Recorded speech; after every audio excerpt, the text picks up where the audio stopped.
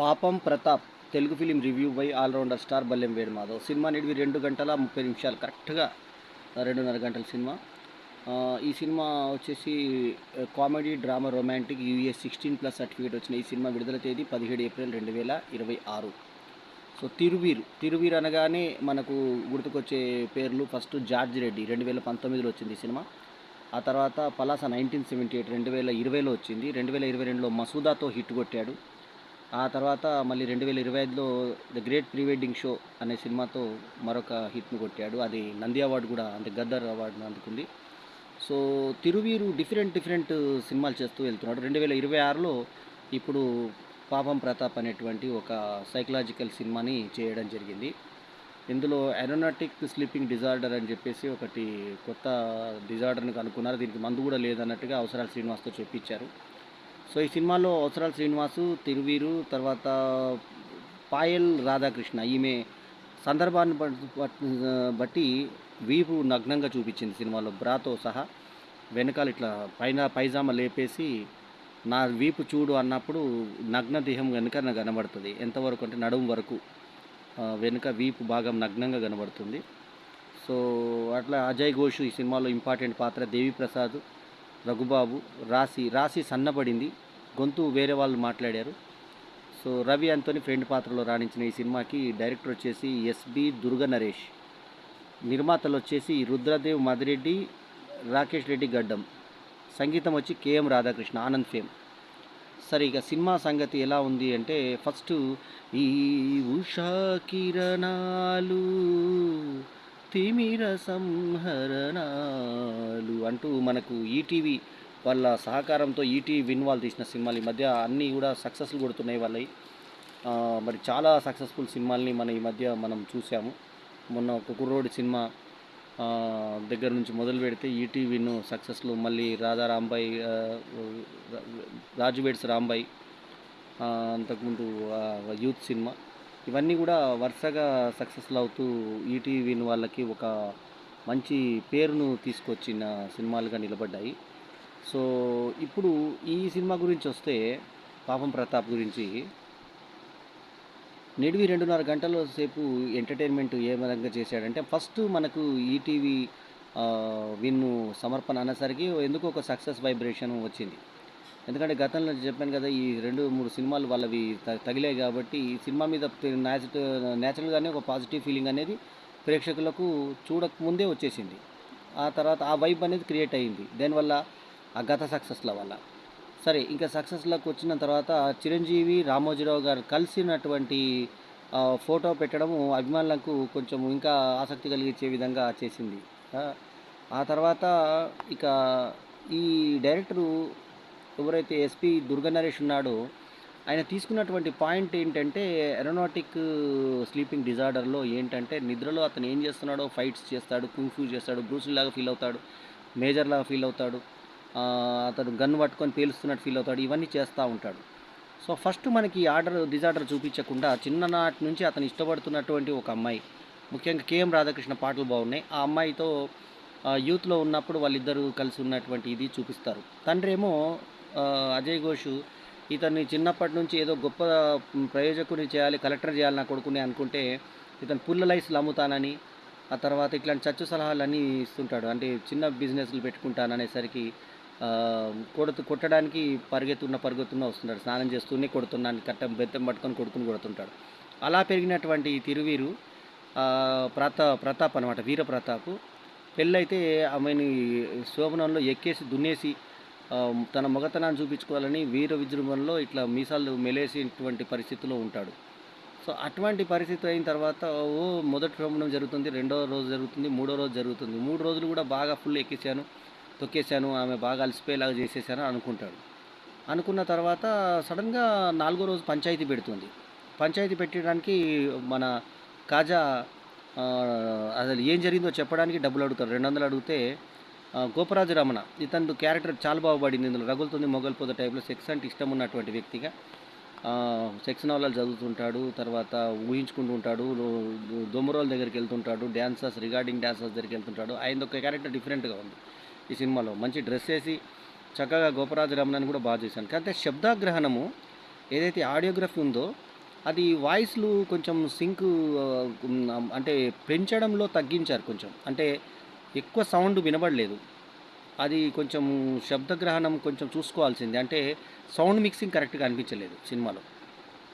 తిరువీరు నటన ఒక్కటే ఈ సినిమాను కాపాడే పాయింట్. అట్లాగే పాయల్ రాధాకృష్ణ తన వీపు కూడా నగ్నంగా చూపించి క్యారెక్టర్ ప్రకారంగా ఎంతవరకు చేయాలో అంతవరకు చేసింది. ఆమె తండ్రిగా దేవిప్రసాద్, తల్లిగా చేసిన ఆమె కూడా రాణించింది. ఇక ఇతని తల్లిదండ్రులుగా రాశి చిన్నగా కనబడ్డది. సన్నగా కూడా కనబడేది. తండ్రిగా ఇతను అజయ్ ఘోష్, రాశి కాంబినేషన్ సరిపోలేదు. వాళ్ళిద్దరికీ ఒకరికొకరు, ఒక ఆమె హీరోయిన్, ఒకప్పుడు హీరోయిన్ రాశి. ఎందుకో జీర్ణం పడలేదు మనకు ఆ పక్కన, ఆయన పక్కన. సరే మొత్తానికి తిరువీరు నటనతో సినిమా లాక్కొచ్చారు.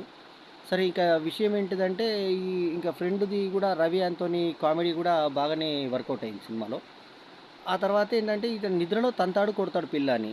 ఈమె ఈ సంగతి చెప్పకుండా పంచాయతీ పెట్టి వీడికి సెక్సువల్ ప్రాబ్లమ్ ఉందా, ఇంకేం ప్రాబ్లమ్ ఉందా అని చెప్పి వీళ్ళందరూ ఆలోచన చేసి నా విత్తనం అని చెప్పేసి ఈ ఊర్లో మన ఇంటి పొరలే ఎక్కువున్నాయి కదా, గడపలు ఎక్కువున్నాయి కదా అని చెప్పి అజయ్ ఘోష్ అన్నా కూడా కోడలు మాత్రం వెళ్ళిపోతే రెండోసారి బతిమిలాడి తెచ్చుకుంటాడు. మళ్ళీ రెండోసారి కూడా వెళ్ళిపోతాడు. నీకు ప్రాబ్లం ఏం చెప్పు అంటే, నువ్వే తెలుసుకో ప్రేమ ఇదేం ప్రేమ అనేది అని అంటే, తీరా చూసేవరకు ఇంటర్వెల్ హాఫ్లో చూపిస్తుంది వీపు నగ్నంగా చూపించి, నాకు వాతలు కొడుతున్నావురా, నన్ను కొడుతున్నావురా నువ్వు అని అంటే, నిద్రలో ఇతను ఏం చేస్తున్నాడో తెలియడానికి మళ్ళీ ఆ కాజాన్ని పట్టుకొని వీడియో తీయించుకుంటాడు.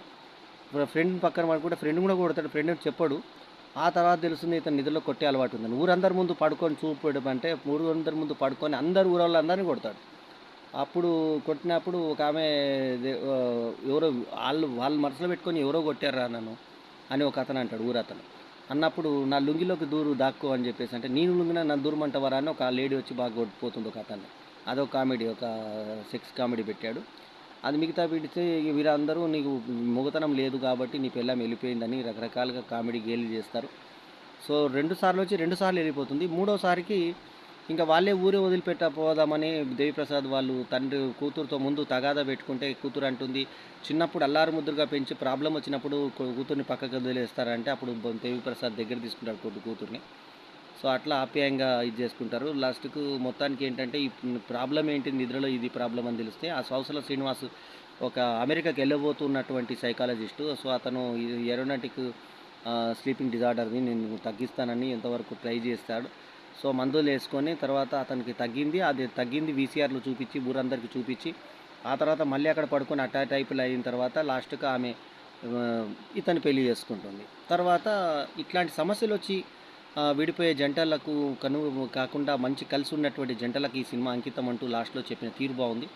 తర్వాత లాస్ట్కు స్క్రోలింగ్ టైటిల్స్ పరిగెత్తినట్టు తీసుకెళ్ళిపోయారు. క్యారెక్టర్ల పేర్లు ఇస్తూ చదువుమని ఒకసారి వాళ్ళని కూర్చోబెట్టి సినిమా వాళ్ళని చదువుమనాలి. గ్యారెంటీ చదివి చూపించాలి. వాళ్ళు ఒక్కటన్నా పేరు తక్కువ ఇట్లా వెళ్ళిపోతాయి స్క్రోలింగ్. అలా ఇలా వెళ్తే ఎవడన్నా స్క్రోలింగ్ టైటిల్స్ అంటారు. కానీ ఇలా వెళ్ళిపోతే స్క్రోలింగ్ టైటిల్ అనరు దాన్ని. ఏదో స్క్రీన్ షాట్ చేసుకొని చదువుకోవాలి మనం అంతే.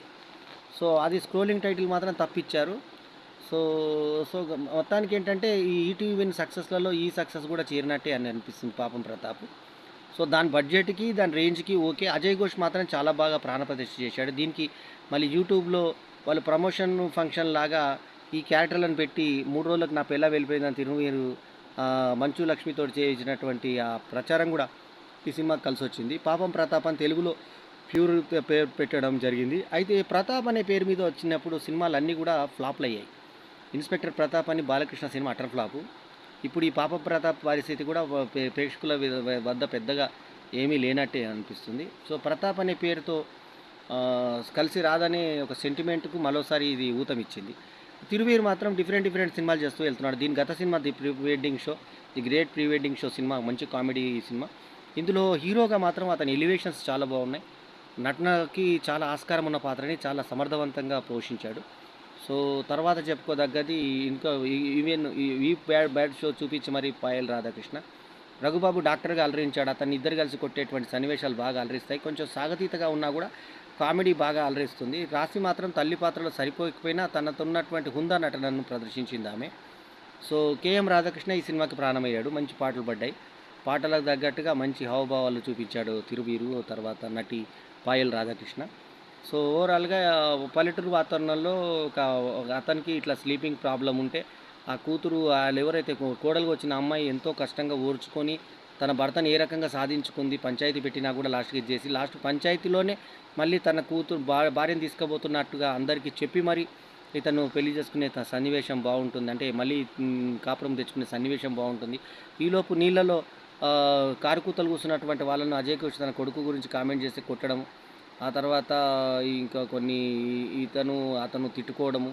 ఎవరు గోపరాజు రమణ ఇతను తిట్టుకోవడం సన్నివేశాలు బావుంటాయి. ఆ తర్వాత మగవాళ్ళు ఇద్దరు పడుకున్నప్పుడు ఎవరు రవి యాంటోనీను తర్వాత తిరువీరు పడుకున్నప్పుడు వాళ్ళు హోమోసెక్సువల్ ఏమో అని భ్రమపడి నువ్వు ఆడదానికి పెళ్లి చేసుకుంటే చాలరా అని చెప్పేసి అనేటువంటి సందర్భము. అట్లాగే తండ్రిగా అనంత్ పొట్టిగా ఉంటే ఇతను తండ్రనా కాదా అనే దాని మీద క్లారిఫికేషన్స్ కోసం అక్కడ చేసినటువంటి కామెడీ అదంతా కూడా బాగుంది. అనంత్ పాత్ర చాలా రోజుల తర్వాత ఒక మంచి పాత్ర దొరికింది. తనకు దొరికిన పాత్రని చాలా బాగా వాడుకున్నాడు అనంత్, బాగా చేశాడు. సో ఓవరాల్గా ఇది ఈ సినిమా యొక్క ఇది. ఈ సినిమాకి నేను ఇస్తున్నటువంటి review rating 3/5 is my review rating. ఈ రివ్యూ కనుక మీకు నచ్చితే లైక్ చేయండి, కమెంట్ చేయండి, షేర్ చేయండి. మా ఛానల్కు తప్పకుండా సబ్స్క్రైబ్ చేయండి. ఎల్లప్పుడూ మీ ఆదరాభిమానులను ఆశించే మీ ఆల్రౌండర్ స్టార్ బల్లెం వీరమాధవ్. నమస్తే, జై హింద్.